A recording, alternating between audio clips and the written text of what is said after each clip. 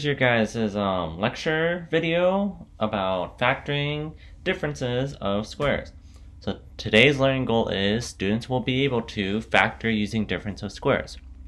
So let's do some review material first in terms of perfect squares. So here's some review about perfect squares. And basically, you guys, a perfect square is what times itself. Those two multiplied together will give you guys a perfect square. It's when you have a number multiplied to itself. The product of those two is a perfect square. So if you look at our example, we have 1 to the second power. 1 times 1, 1. Okay? 2 times 2, so that means we have a perfect square of 4. Now this is a 9, you guys. Now in order to find to figure out what number multiplied to itself gives you that perfect square, you basically take the square root. So the square root of 9, you guys, would be 3 squared. Well, the square root of 9 is 3, right? Because 3 times itself would give you 9. 9 is a perfect square. This one, 4 times itself would give you 16. So 16 is a perfect square. And then 5 times itself, you guys, is 25. So you guys can clearly see the pattern that's going on here, and it's always good to remember all your guys' perfect squares. So this is all the perfect squares from 1 through 15. Now this is important because it will come into play when we learn about factoring by difference of squares. Now we have these set examples, you guys. Examples 1 through 3. So it says, multiplying binomials, multiply the following binomials. So if you guys forgot how to multiply your guys' binomials, you guys do like a double distribution. So you distribute x to both terms, and you guys distribute 2 to both terms. So we'll do the first distribution. X times x, x squared. X times negative 2, negative 2x. 2 times x, 2x, and 2 times negative 2, negative 4. We simplify, we can combine like terms, so x squared, negative 2x plus 2x, you guys, is 0. So those cancel. Let me just emphasize to you guys that these cancel. And then we have just minus 4. Okay. Let's look at 2. Again, we just do a double distribution, so x distribute to both, and negative 4 distribute to both. And we want to multiply this one, x times x, x squared, x times 4, 4x. Negative 4 times x is negative 4x, and negative 4 times positive 4 is negative 16. And if we combine like terms, look, the 4x and the negative 4x, they cancel. So all that's left is x squared minus 16. And if we look at number 3, we distribute the 3x to both of them, and we distribute the positive 4. So 3x times 3x, right, is 9x to the second. 3x times negative 4 is negative 12x. positive 4 times 3x is positive 12x, and 4 times negative 4 is negative 16. And as you guys combine like terms, the negative 12x and the positive 12x cancel, so we just have 9x squared minus 16. And always rate your guys' self from 1 through 5 on how well you're understanding the examples, right? So the question is, did you notice a common occurrence between the 3 questions when the expressions were simplified? Hopefully you guys saw all of the quote-unquote middle terms, they all canceled, right? The middle terms canceled. And that benefits us, you guys, because if we had to factor these, then we can figure out by just having to know the first and the last terms. And here is our difference of squares factoring. A squared minus b squared equals a minus b times a plus b, or a squared minus b squared equals a plus b times a minus b. Notice they're both a squared minus b squared, but look, this one's a minus b, a plus b. This one's a plus b, a minus b. It does not matter. The order does not matter how you guys want to put it, okay? I personally like to put a plus b times a minus b, but of course you guys could do a minus b times a plus b. So here are the steps for factoring when we have a difference of squares. You check to see if there are only two terms. Okay, that's check step number 1. Check if the first and second terms are perfect squares. Step 3, check to see if there is a subtraction between the two terms. Step 4, take the square root of each term. I went over. Write the sum and difference of the roots as your factors, and then lastly, sometimes you need to factor out the GCF in order for this to work. So let's kind of go over number 1, example 1, and see how we go about this, right? So step 1, check to see if there are only two terms. There are only two terms, right? 2, check to see if the first and second terms are perfect squares. So these are perfect squares, you guys, because because there is something times itself that would give you the perfect square root of x squared, and there is something times itself that will give you guys 25. There's a subtraction sign in between the two. And now we are going to take the square root. We're going to take the square root of each term and then write in the sum and difference of the roots as your factors. So let me show you guys. Both of these are square rootable, because if you were to take the square root of that, you guys,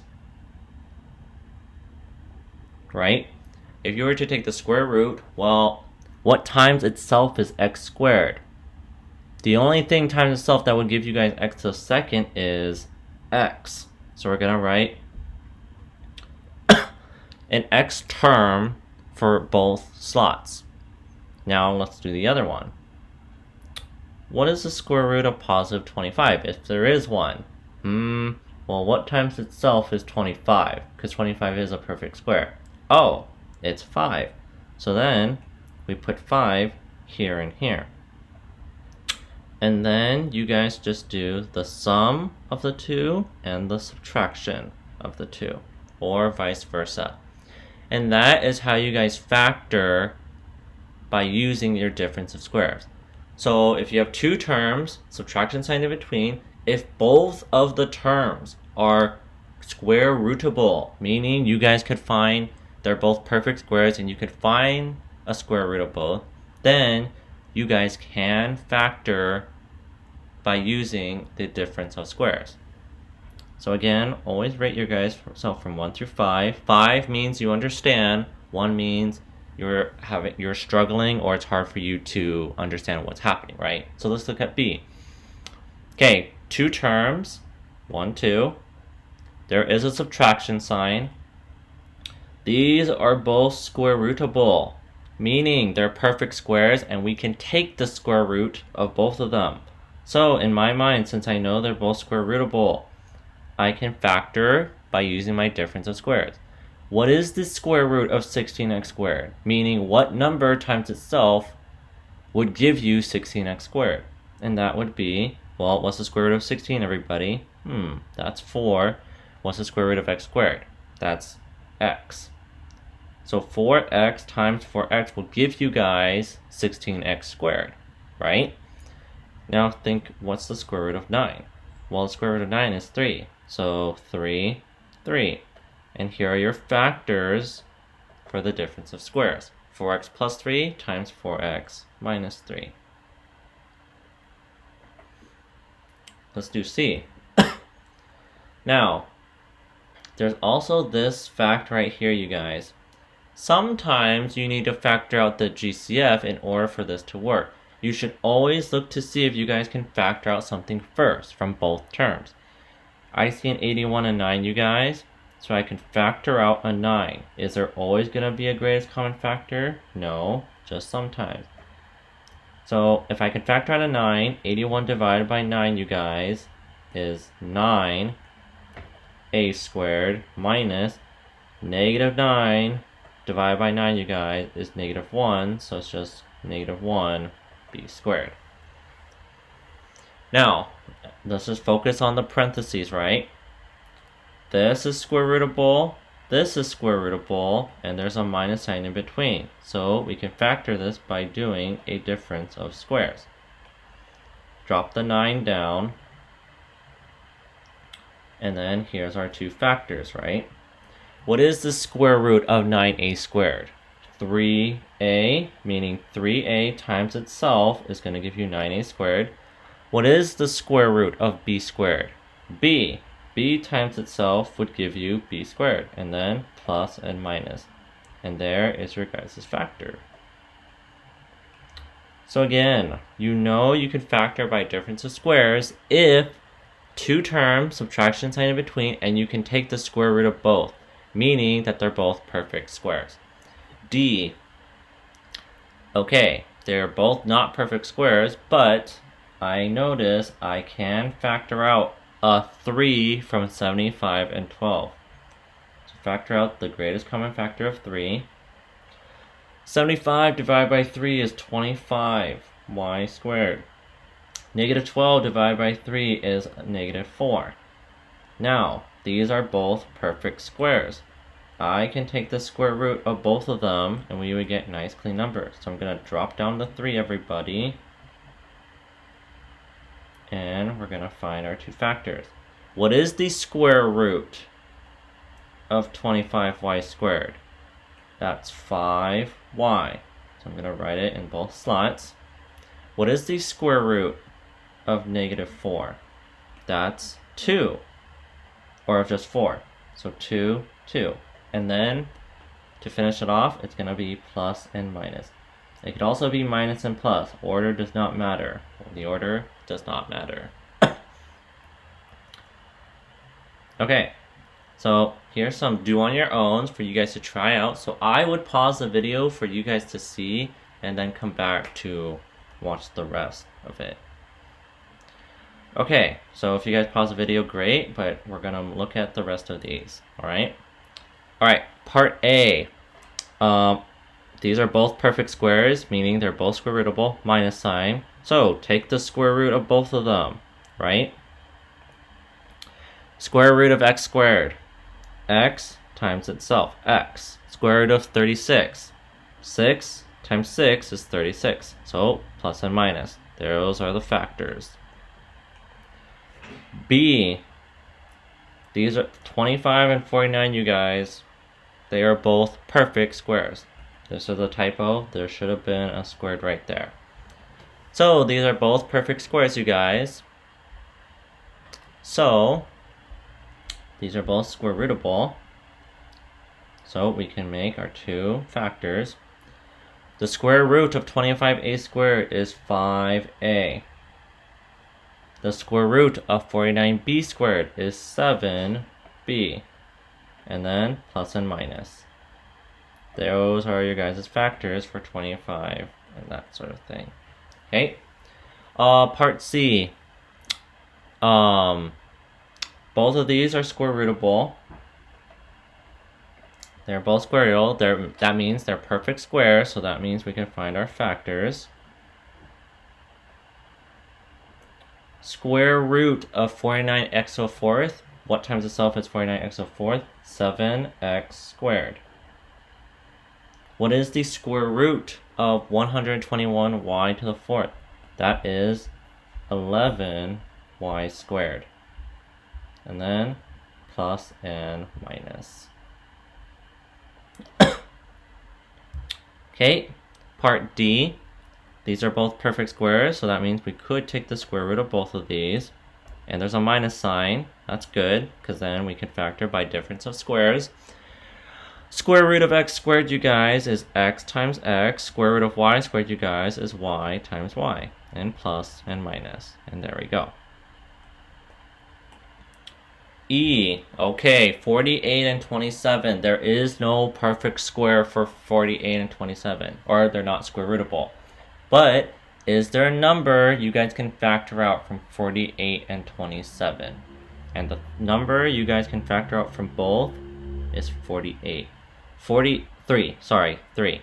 48 divided by 3, you guys, is 16, x squared. 27 divided by 3, you guys, is minus 9. Now we know 16 and 9 are perfect squares, so drop the 3, everybody. Here's our two factors. The square root of 16x to the second power is 4x. 4x times itself, you guys, is 16x squared. The square root of 9, you guys, is 3. 3 times itself would give you guys 9. And then we have plus and minus. And there's your factors.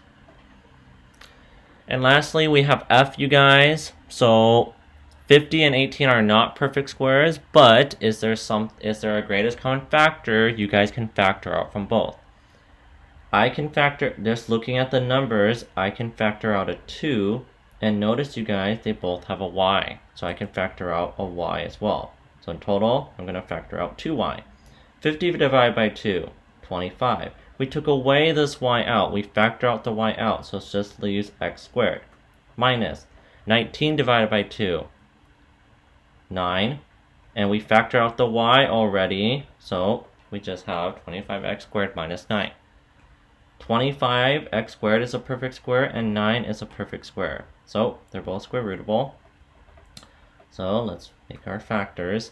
Square root of 25x squared, you guys, is 5x times itself. In fact, the square root of 9, you guys, is 3 times 3. Plus and minus. And there is your guys' factors for that.